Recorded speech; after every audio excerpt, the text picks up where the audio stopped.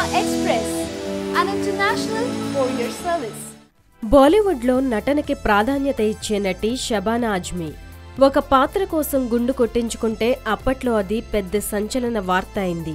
తమిళంలో చరణ్ రాజ్, శరత్ కుమార్ లాంటి వాళ్లు కథ డిమాండ్ వల్ల గుండు కొట్టించుకుంటే ప్రేక్షకులు ఎంతో థ్రిల్ అయ్యారు.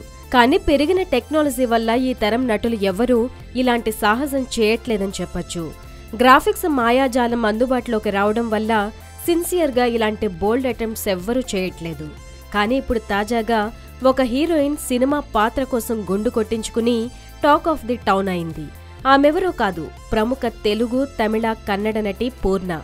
రవిబాబుతో అవును, కమెడియన్ శ్రీనివాస్ రెడ్డితో జేము నిశ్చయమురాలో హీరోయిన్గా నటించి హిట్లు కొట్టింది.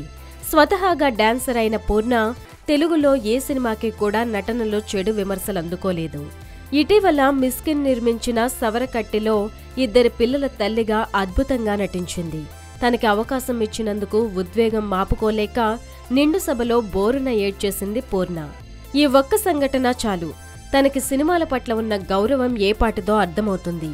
మేకర్స్ నుండి నటీనటుల వరకు కేవలం గ్లామర్నే నమ్ముకుంటున్న ఈ రోజుల్లో సినిమాల పట్ల ఉన్న గౌరవ భావంతో ఒక పాత్రని ఇంతలా ప్రేమించి గుండు కొట్టించుకున్న నటి పూర్ణ ధైర్యానికి హ్యాట్స్ ఆఫ్ చెప్పొచ్చు.